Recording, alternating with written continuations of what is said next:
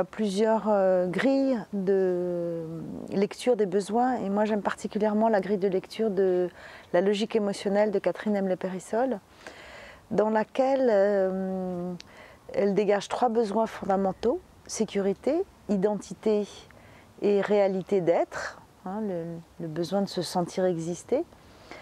Et en fait, on est en perpétuelle recherche d'un équilibre entre 2 pôles, un pôle statique et un pôle dynamique. Par exemple, au niveau du besoin de sécurité, on est en perpétuelle recherche de trouver l'équilibre entre assurer notre sûreté et se sentir libre. Et notre sécurité, elle est assurée quand on peut naviguer entre les deux. Et ça, c'est un besoin qui est partagé aussi par les animaux. Par exemple, un loup, il a besoin à la fois de pouvoir s'abriter, protéger ses petits, et puis il a besoin de liberté pour pouvoir chasser, se reproduire. Donc voilà, ça c'est le besoin de sécurité, la recherche entre la sûreté et la liberté. Et puis ensuite, dans les espèces plus évoluées, on a un besoin, et en particulier qui se révèle au moment de l'adolescence, on a des besoins identitaires. Et là, on a à la fois besoin d'appartenir au groupe, hein, de partager, d'échanger, de reconnaissance. Et puis on a besoin d'affirmer notre identité, notre différence. Puis enfin, on a la combinaison des besoins identitaires et des besoins de sécurité, qui sont les besoins qu'on a nous en tant qu'êtres humains. Catherine Emle-Périssol appelle ça la réalité d'être. On a à la fois besoin d'être en harmonie avec notre environnement et on a aussi besoin de se réaliser.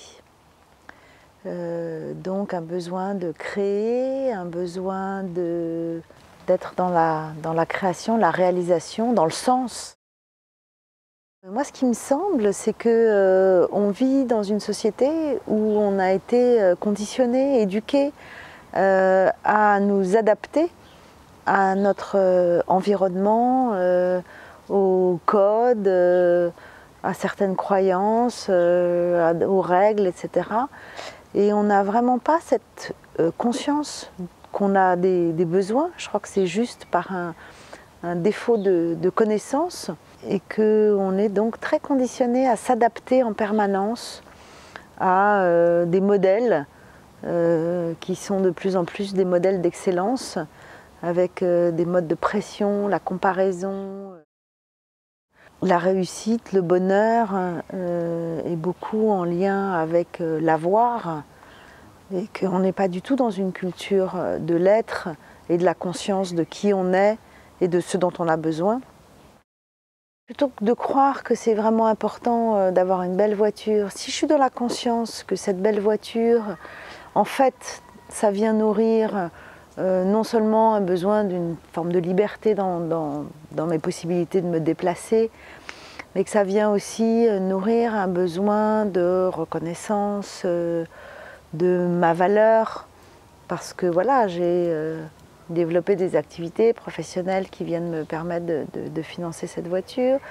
Si je suis dans la conscience que cette belle voiture, c'est une façon de nourrir mon estime de moi, parce que je vais être vue, enfin je crois que je vais être vue comme quelqu'un qui a réussi, alors peut-être que la stratégie de la voiture, elle va devenir complètement désuète, et que pour nourrir mon estime de moi, je peux, plutôt que d'aller la chercher à l'extérieur, la construire à l'intérieur, et plus être dans cette démarche active de chercher à être reconnue par les autres, mais juste être dans la conscience de ma propre valeur et de mes limites, hein, à la fois de mes talents et de mes limites.